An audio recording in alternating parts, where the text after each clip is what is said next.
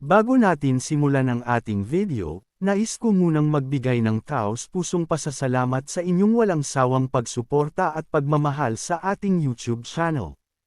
Ang inyong patuloy na pagtangkilik at tiwala ay nagiging inspirasyon para sa amin upang patuloy na maghatid ng mga dekalidad na content. Salamat sa pagiging bahagi ng ating journey, at dahil sa inyo, patuloy tayong magtatagumpay. Napansin ng lalaking nakasuot ng kasuotang pangwitch na unti-unting nahuhuli at napapalibutan ng mga halimaw ang kanilang mga archer sa likurang linya. Agad siyang lumapit kay Fa Xiong at mariing iniulat ang sitwasyon, saka nagtanong, may bahid ng pag-aalala sa boses, kung kailangan ba nilang umatras upang tulungan ang mga naiipit na archer. Pero nang marinig iyon, mariing tumanggi si Fa Xiong. Hindi man lang siya nag-atubili. Hindi tayo babalik, sigaw niya habang pilit tinatabas ang halimaw sa harapan niya. Magpatuloy tayong sumulong. Naiwang nakanganga ang lalaking may pangwitch na kasuotan, hindi makapaniwalang ganoon kabilis tinabla ang kanyang panukala.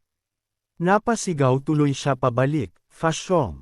Papaano na ang mga archer sa likuran? Hindi na lumingon si Fa Xiong, pero malakas ang boses niyang gumugulong sa gitna ng labanan. Ilantad niyo sa mga halimaw ang lokasyon ng mga mamumulot ng basura. Ituon niyo ang atensyon ng mga halimaw sa kanila. Halos kumulo ang tono niya, halatang na-stress na sa kanyang mga kasama. Ang kailangan natin ay tuloy-tuloy na pagpaslang sa lahat ng halimaw dito, walang tigil. Walang pagdadalawang isip na sinang-ayunan iyon ng kanyang mga kasamahan. Abala pa rin sila sa pakikipaglaban kaya't wala ng oras para pagtalunan ang utos. Sa kaliwa, ilang kasamahan nila ang nagpalipad ng mga boting may lamang pasabog. Inihagis nila ang mga ito pataas, tumilapo na parang mga apoy na may buntot ng usok. Pagputok sa ere, napahinto at napatingala ang ilang halimaw, tila nagtataka sa kakaibang usok na lumulutang pababa. Pagbagsak ng makapal na usok sa lupa, mabilis itong kumalat sa paligid kung saan nakatayo ang mga halimaw. At sa mismong sandaling lumubog ang paligid sa ulap na iyon, biglang na-reset ang aggro ng mga halimaw, parang naputol ang galit at target nila, nagdulot ng saglit na kaguluhan sa hanay ng kalaban. Biglang napahinto ang mga halimaw, para bang sabay-sabay silang nabigla sa nangyari. Nagkatinginan sila. Nag-uunahan ang pagkalito sa kanilang mga mukha, walang direksyon, walang ideya kung ano ang susunod na dapat gawin. Maya-maya, isang halimaw ang tila nakaisip ng plano. May itinuro ito sa malayong direksyon, at sa isang iglap, nagliwanag ang mga mata nito, parang bigla nilang nadiskubre ang bago nilang misyon sa buhay. Isa-isa, sumunod ang iba pang halimaw. At sa sandaling iyon, tila nagkaroon sila ng iisang layunin. Sabay-sabay silang nagsitakbo, dumadagandong ang lupa sa bigat ng kanilang mga yabag habang mabilis silang sumugod sa direksyong kinaroroonan ng grupo ni Ye Qing. Ang biglaang paglipat ng kanilang atensyon ay parang alon na humahampas sa katahimikan ng disyerto. Napansin iyon ni Wuming. Kalmado pero matalim ang kanyang tinig nang binalaan niya ang mga kasama. May paparating, diretso sa atin. Si Zhou Tong, na nasa tabi lang niya, ay napakunot-noo sa gulat. Lumusot ba sila sa Hunting Heart sa unahan? Tanong niya, halatang hindi makapaniwala. Hindi na nakapigil si Yeling at masayang nagpaapoy ang kamay niya, parang matagal na niyang hinintay ang sandaling ito. Hindi siguro, sagot niya, may ngiting pilyo. Mukhang sadyang pinapunta talaga sila rito sa lokasyon natin. Nakangiting malungkot naman si Liu Xingran habang sumisinghot ng hangin na parabang sawa na sa paghihintay. Hindi nga tayo binibigyan ng pagkakataong lumaban simula nang pumasok tayo sa abis na to. Mukhang oras na para ilabas ang. Hindi niya natapos ang sasabihin dahil bigla siyang hinawakan sa balikat ni Ye Qing. Wala munang gagawin. Mahina ngunit mariing utos ni Ye Qing. Ipunan niyo muna ang magic power niyo, pati ang health points. Huwag kayong papasok sa digmaan kung hindi naman kinakailangan. Nakatingin pa rin siya sa direksyon ng paparating na halimaw, malalim ang kanyang mga Mata na parang sinusuri ang bawat galaw, bawat pagbabago sa paligid.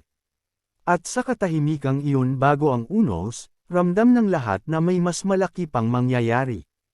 Nabigla si Yeling sa sinabi ni Yetching. Napakunot noo siya at agad na nagtanong, puno ng pagkalito.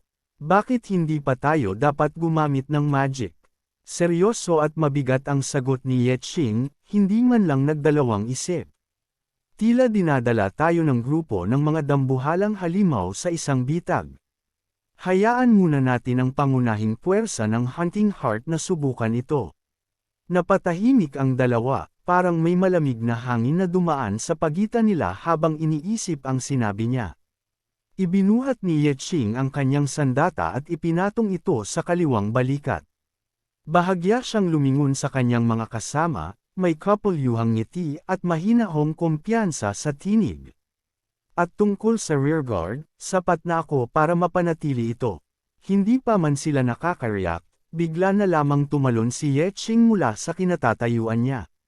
Sa lakas ng pagtalon, nag-iwan ng malalim na bitek sa lupa ang dating tinutuntungan niya.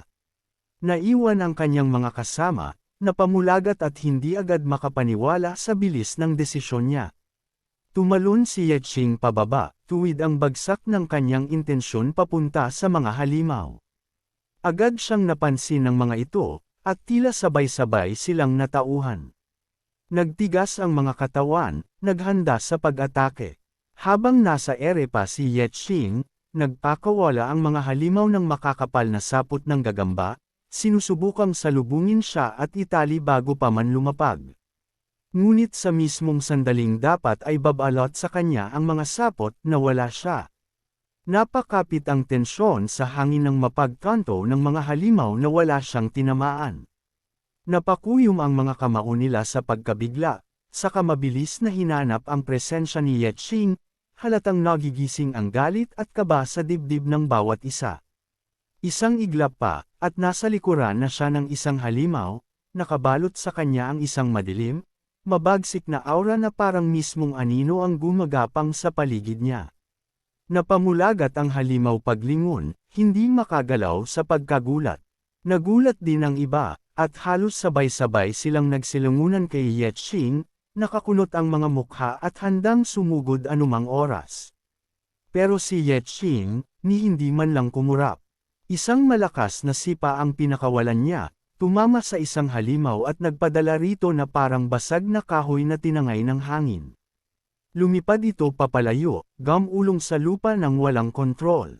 Sa galit, dalawang halimaw naman ang sabay na sumugod mula sa kanyang likuran, hawak ang malalaking palakol, at handang putulin siya sa gitna.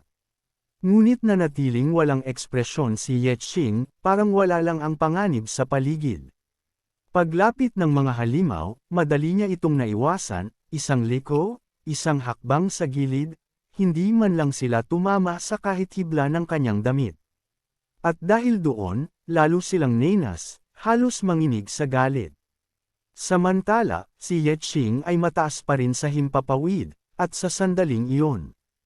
Nagpakawala siya ng matinding enerhiya mula sa kanyang sandata. Ang hangin mismo ay kumilos, parang may paparating na bagyong nagtatago sa talam ng kanyang atake. Mabilis na nahiwa ni Yetching ang katawan ng halimaw sa isang mabilis at iisang galaw habang pababa siya sa lupa. Sa lakas ng impact, napaatras ang iba pang halimaw at nagbagsakan, nag-iiwan ng makapal na alikabok na umangat at tumabon sa paligid. Sa itaas, manghang-mangha si Liu Xingran habang nakamasid sa eksena. Mukhang lumakas si Yetching sa ilang araw na hindi tayo nagkita, bulong niya, halatang hindi makapaniwala sa nakikita.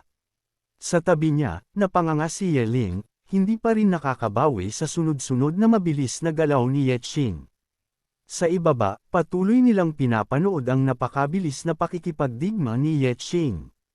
Sa bawat galaw niya, para siyang aninong tumatakas sa hangin, madali niyang naiilagan ang mga halimaw, at sa bawat pag-ikot ng kanyang sandata, may isa na namang kalaban ang napapaslang ng walang kahirap-hirap.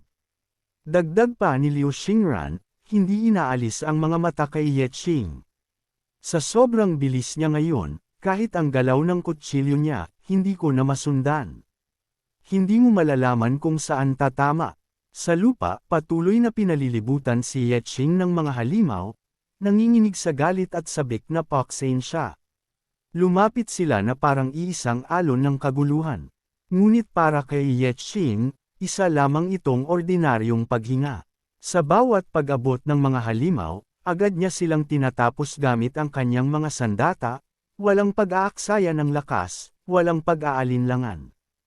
At sa loob lamang ng isang iglap, ang mga halimaw na kanina'y nakapalibot sa kanya ay nagkapira-piraso, bumagsak sa lupa na parang mga ginunting na anino. Ang alikabok at dugo ay umikot sa hangin, ngunit si Yetching ay nanatiling nakatayo sa gitna, tahimik, kalmado, at nakamamatay na presensya na parang mismong espada na nabuhay. At bawat halimaw na madaanan ni Yetching ay agad niyang napapaslang sa iisang tira lamang, isang hiwa, isang sipa, o isang mabilis na paggalaw na halos hindi makita ng mata. Dahil dito, ang mga halimaw na kanina'y matatapang na humaharap sa kanya ay biglang nanginig sa takot. Hindi nila alam kung ano ang dapat gawin, kung susugod ba sila o tatakbo. Ang kanilang dating galit ay napalitan ng hilakbot.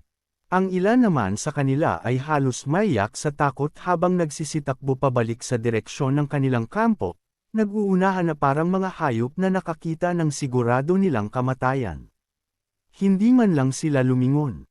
Si Yetching naman ay sandaling napatigil, nagtatakang pinagmasdan ang mga halimaw na nagbabalikan. Bakit tumatakbo ang mga iyon? Tanong niya sa sarili habang pinupunasan ang dugo sa kanyang sandata. Samantala, sa kabilang banda, masayang-masaya ang mga miyembro ng Hunting Heart. Sa pagkakaalam nila, nahihirapan ang grupo ni Yetching na harapin ang mga halimaw na ipinadala sa kanilang direksyon. May isa pang ang nakangiti habang nagsasalita. Ang laking pasasalamat namin sa sakripisyo nila. At least tayo, makakalaban na ng maayos. Ngunit isang iglap lang ang kanilang kasiyahan. Bigla nilang narinig ang dagandong ng paparating na mga yabag, mabibigat, mabilis, at marami.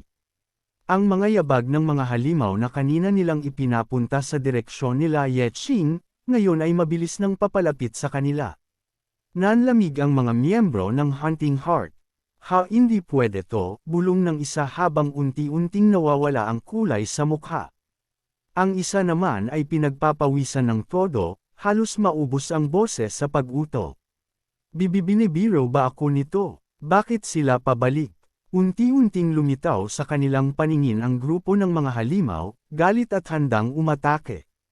At sa halip na si Yetching ang kaharap nila, ang buong puwersa ng mga ito ay ngayon sa Hunting Heart na mismo tumutungo. Ang dalawang lalaki sa unahan ay nanigas sa kinatatayuan nila. Hindi sila makatakbo, hindi sila makasigaw, at hindi man lang makapaglabas ng utos. Para silang mga bato na nakatanim sa lupa habang papalapit ang tiyak na kapahamakan. At sa bawat lumalakas na yabag ng halimaw, lalo lang silang binabalot ng malamig na takot. Pinanood ni Yetching ang kaguluhan sa malayo. Rinig na rinig niya ang mga sigaw ng Hunting Heart na humihingi ng tulong, mga boses na nanginginig sa takot habang sinusubukan nilang umatras mula sa paparating na halimaw. Unti-unting tumigas ang ekspresyon ni Yetching. Tama nga ang hinala ko. Napagtanto niya na mula sa simula pa lang ay tila alam ng mga halimaw kung sino ang mahina at dapat nilang unahin. At kapag nakaharap naman nila ang mas malalakas na kalaban, mabilis silang tumatalikod at tumatakas. Hindi ito normal na instinto, mukhang may taglay na katalinuhan ang mga halimaw na ito, bulong niya sa isipan. Samantala, sa kabilang bahagi ng labanan, nanlalaki ang mata ng isang miyembro ng Hunting Heart na may hawak na kalasag. Nakabuka ang kanyang bibig, hindi makagalaw, para siyang nakakita ng multo sa gitna ng gulo. Mula sa kapal ng alikabok, may lumitaw na isang higanteng palakol. Hindi yun kagaya ng sandata ng mga halimaw na kanina nila hinarap, ito ay mas malaki, mas mabigat, at halos doble ang lapad. Kasunod nito, sumulpat ang dambuhalang halimaw na may hawak ng napakalaking palakol. Sa isang malakas na galaw, Inihampas nito ang sandata pababa. Isang malakas na pagsabog. Tumama ang higanteng palakol sa kalasag ng lalaki, at sa lakas ng impact ay nabiyak ang lupa sa harapan niya. Dumagundong ang lupa, nagkalat ang bato at alikabok, at ang apoy mula sa palakol ay kumislap na parang kidlat na dumidikit sa metal. Nanginginig ang mga kamay ng lalaki, halos mabunot ang kalasag sa pagkakahawak, habang ang halimaw ay dahan-daang tumatayo ng tuwid, tila sinisimulang ilabas ang tunay na lakas nito. At doon nila naunawaan, hindi pa nagsisimula ang tunay na delubyo. Napanganga sa takot ang isa sa mga kasamang lalaki nang masaksihan ang buong pangyayari. Hindi niya napigil ang mapasigaw. Ano, imposible yun. Napatumba niya ang main tank ng ganun lang kadali. Naiwan siyang parang estatwa, nanlalamig sa pagkabigla. Nang makarating kay Fashong ang balita, bigla siyang lumingon sa healer na nasa likuran. Galit na galit ang pagkakasabi niya. Bakit hindi mo binantayan ang health points ng main tank natin? Namutla ang healer. Kitang-kita ang panginginig niya habang sinusubukang magpaliwanag. Wala akong nakitang bumababa sa health point niya habang ginagamot ko siya. Pero, nang lumabas yung bagong halimaw, isang hampas lang, bigla na lang siyang nawala sa harap ko. Halos mabasag ang boses niya sa takot habang sinusulyapan ang nag-aapoy na tingin ni Fashong. Muling ibinalik ni Fashong ang tingin sa anino ng halimaw, ngayoy napapalibutan pa rin ng makapal na ulap ng alikabok. Ngunit kahit hindi pa ito lubusang lumilitaw, ramdam na agad ang kakaiba nitong presensya. Sa bawat mabigat nitong hakbang, yumayanag ang lupa. Napaatras ang ilan sa mga tank, kahit hindi nila gustong aminin ang takot na unti-unting lumalamon sa kanila. At mula sa naglalaho ng alikabok, unti-unting lumitaw ang isang dambuhalang ogre, isang higanti na halos magmukhang bata ang buong koponan sa laki nito. Nakaupo sa ulo nito ang isang maliit na ogre, mahigpit ang kapit sa hawak nitong maliit na tungkod na parang baston ng isang matandang salamangkero. Ang malaking ogre naman ay ng nakabaong matutulis na bagay sa mga braso at binti nito, para bang mga pinagsama-samang pangil ng mababangas na hayop. Paglapit ng dalawang ogre sa kanila, halos hindi umabot sa kalahati ng taas nito sina Fashong at ang buong grupo. Tahimik ang lahat, parang pinutol ang hangin, habang nakatingala sa dambuhalang halimaw sa harapan nila. Napakuyom si Fashong ng kamao. Ang grupo ng mga high-level ogre warriors, mas malakas pa kaysa sa mga raiders na nakasagupan natin kanina, bulong niya, hindi maitago ang pagkagulat. Parang galing sila sa ibang level. Ngunit sa kabila ng sindek, hindi nagpakita ng pag-atres si Fashong. Ang tapang sa kanyang pagkatao ang mas umangat kaysa takot. Tumindig siya ng diretsyo at sumigaw ng utos. Lahat, ayusin ang formation. Ibalik ang positions. Huwag kayong papalagpasin. At muling gumalaw ang buong koponan, bagamat nanginginig pa rin ang ilan, handang harapin ang halimaw na tila galing sa bangungot. Nanlaki ang mga mata ni Fashong nang siya'y lumingon at makita ang lagay ng kanyang koponan. Sa likurang hanay nila, unti-unti nang nadadala ang kanyang mga miyembro, winuwasak ng mga ogre raiders na ngayoy napakarami at tila sumisirit mula sa bawat sulok ng arena. Ang ilan ay tumatakbo habang humihingi ng tulong, desperadong sumisigaw para sa suporta. Sa hindi kalayuan, si Yeching ay tahimik na nagmamasid, sinusuri ang buong sitwasyon. Napahigpit ang kanyang hawak sa sandata habang napagtatanto ang isang mahalagang bagay, ang mga halimaw na sumugod kanina, pain lang. Ngayon palang lumalabas ang tunay na kalaban.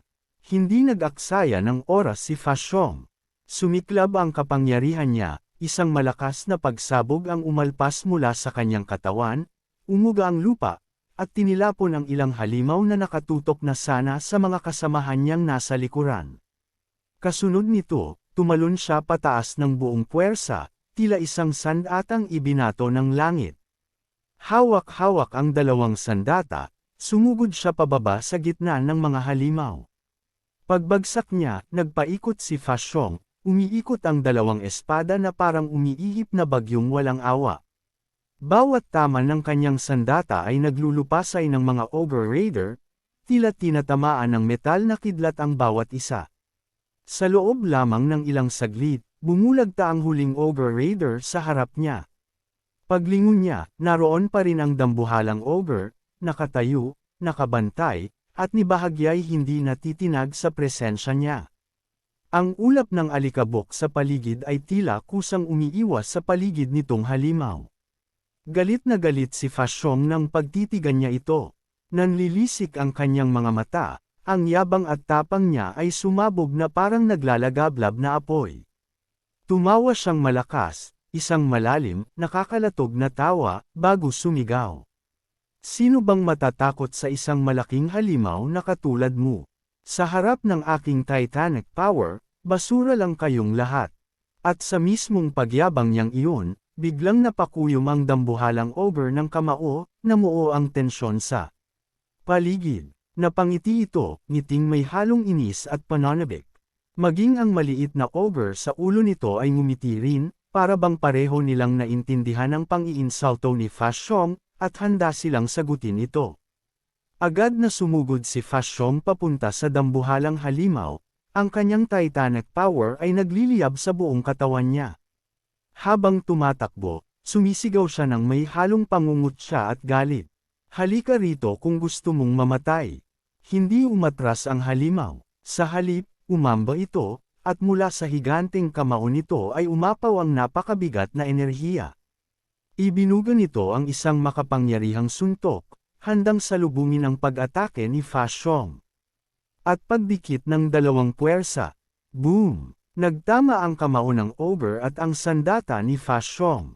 Gamulong ang alo ng pagyanig sa lupa, kumalat ang alikabok, at umalangaw-ngaw ang dagandong sa buong paligid na parang kumikidlat sa gitna ng disyerto. Nanlaki ang mga mata ni Fashong. Hindi, imposible. Nasalag ng halimaw ang isa sa pinakamalakas niyang atake. Isang iglap lang, whoosh! Tinulak siya pabalik ng napakalakas na puwersa mula sa kamao ng Ogre. Tumilapon si Fashong sa ere, paikot-ikot na parang hinagis na laruan. Sa bawat segundong lumilipad siya ay nag-iiwan siya ng mahabang guhit ng alikabok sa himpapawid, isang manipis na bakas ng kanyang pagkakabagsak sa sariling puwersa. Nagbagsak siya sa lupa, gamulong ng ilang ulit, at kumalat ang alikabok sa pag-untog ng katawan niya sa lupa.